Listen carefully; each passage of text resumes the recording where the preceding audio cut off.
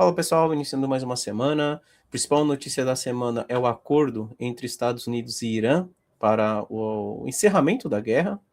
O acordo ainda não foi assinado, tá? Mas existe, né, uma previsão de que seja assinado nos próximos dias. Ainda tem alguns pontos que teremos que acompanhar durante a semana, principalmente a questão, né, envolvendo Israel e Líbano.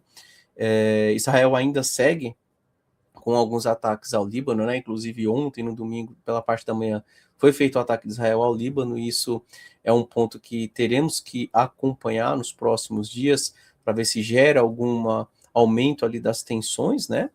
E além disso, além da questão de guerra que tem que ser acompanhada, aí temos que acompanhar também a questão ali da taxa de juros nos Estados Unidos. Essa semana é uma semana onde teremos o FONC na quarta-feira, né? E é importante, né, principalmente ver ali, após a divulgação da taxa de juros, qual vai ser a declaração, né, do novo presidente ali do Fed, né, com relação à questão ali de juros nos Estados Unidos.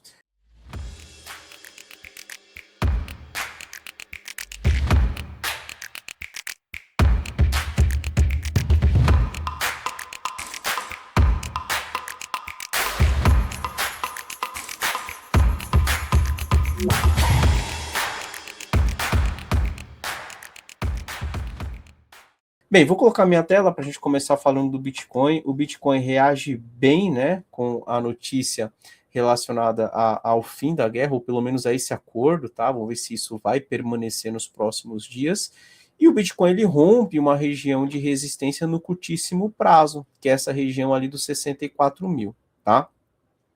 Eu chamei a atenção, né, que tinha um ponto ali de suporte, que é a região dos 60 mil, é a região de mínima, né, de fundo, que ele marcou em fevereiro. O Bitcoin voltou para testar aquela região, fez um movimento de repique, bateu cabeça na primeira linha vermelha nos 64 mil, voltou para testar o fundo, não perdeu na primeira tentativa e agora volta para cima dos 60.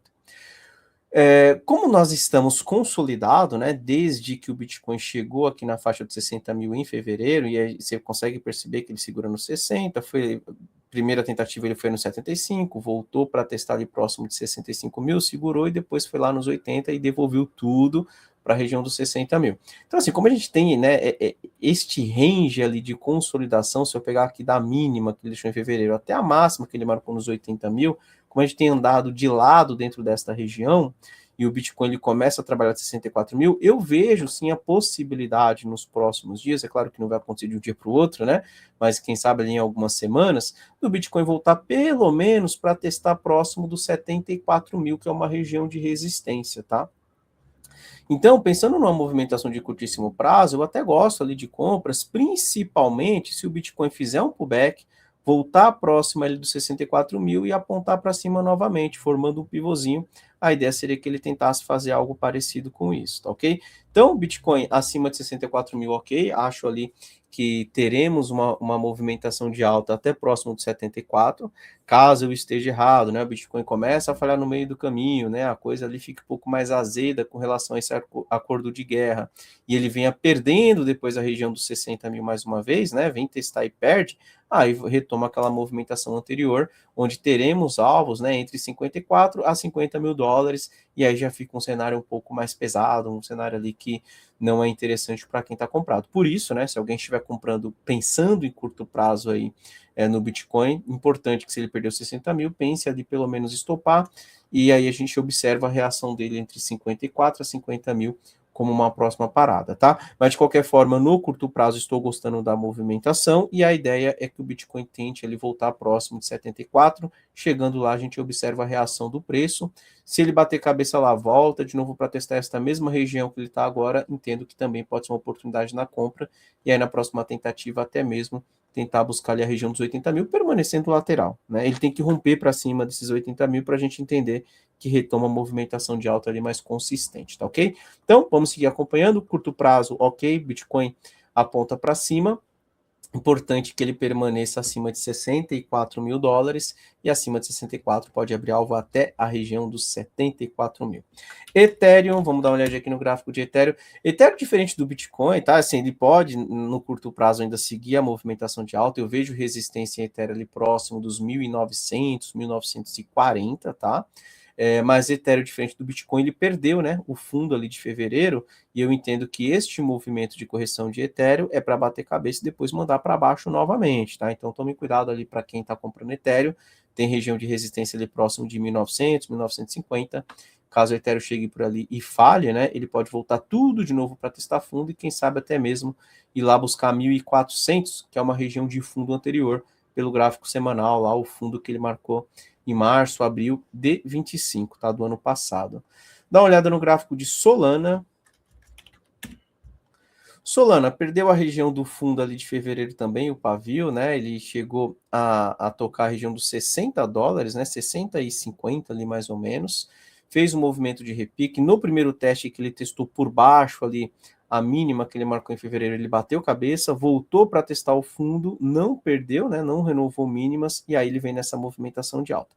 A princípio, Solana tem uma região de resistência na casa dos 76, 77 dólares, tá? Então, chegando por ali, acredito que ele tem uma dificuldade, mas aí voltando para testar essa região dos 70, caso ele não perca a ponte para cima, eu já começo a ver uma possibilidade de Solana retornar, né? Permanecer dentro daquela consolidação, voltar para cima dos 77, quem sabe aí mais para frente buscar os 96. Então, para quem está procurando compra em Solana, acho mais interessante no pullback, tá? Comprar agora eu acho arriscado, até porque ele já tem uma próxima resistência aqui na região dos 77. Se ele falhar por aqui e corrigir, voltando para testar o 67 e não perdendo, ok, aí me chama mais a atenção, inclusive até ganhando mais resistência pelas mimas, né? Tá certo que a inclinação ainda não é das mais bonitas, mas já começa a ganhar um pouco mais de suporte aí pelas mimas também. Quem sabe não seja um ponto aí para a Solana tentar retomar uma movimentação de alta para frente, tá? Vamos dar uma olhada aqui no gráfico de XRP. XRP foi outra ali que eu chamei a atenção que tinha uma região de fundo anterior. XRP ele violinou, mas retornou para cima, já está trabalhando acima de 1,18. A ideia é que XRP venha para 1,29, 1,28 testar como resistência aquela região, tá? Chegando por ali, caso alguém esteja comprado aí no curto prazo, é um ponto de atenção, né? Acredito que ele bata a cabeça, volte para testar novamente essa região de 1,15. Aí sim, se ele voltar para 1,15 e por ali ele não perde, começa a apontar para cima, pode dar uma nova oportunidade na compra. Na próxima tentativa, se ele romper para cima de 1,30, a gente pode ter uma movimentação mais interessante de XRP, quem sabe até mesmo retornando, né, lá para a faixa de 1,50, tá ok? Bem, pessoal, falando em candidatos, né, na sala que eu faço aqui, né, no canal do Ficube, tem um candidato que a gente tem acompanhado e ele já começa a ter reagir. Estou vendo ali que ele deu uma acelerada já no dia de hoje, que é o gráfico de Stellar, tá? XLM, né? Ele tinha uma região de topos anteriores aqui na região dos 18, que foi rompido recentemente, ele volta para testar como suporte e começa a formar um pivôzinho para cima, tá? Para cima dessa região dos 21, eu entendo que ele pode buscar a região dos 26, quem sabe ali testar o topo anterior, a máxima, né, pelo pavio, e se realmente ele der continuidade nessa movimentação de alta, eu até projetaria este movimento para cima, onde o 100% da projeção está batendo na faixa de 34 centavos, tá? Então, gosto de XLM, tá certo que ela já andou um pouco no curtíssimo prazo, tá? Então, só toma cuidado ali com relação ao tamanho do stop, né? Às vezes fica um pouquinho mais caro, entrar com uma posição menor, como ele já deu uma esticada, já tá dando 20% stop. Hoje cedo, quando eu vi, estava dando 12, 11%, né? Então ele acelerou aí, pelo menos nas últimas horas. E vamos ver se XLM dá sequência nessa movimentação de alta, tá? Mas é um gráfico que me chamou a atenção, né? E aí eu gostaria de compartilhar aí com vocês também. Vamos ver se ao final da semana, se ele consegue pelo menos voltar para testar aí próximo dos 26, tá? Tá bem interessante esse gráfico aí de XLM. Beleza? Então, vou encerrando por aqui. Desejo aí para todos uma excelente semana. Semana que vem estamos de volta com o nosso Radar Cripto em parceria com o canal Monitor do Mercado, pessoal. Um abraço a todos. Até semana que vem. Tchau, tchau.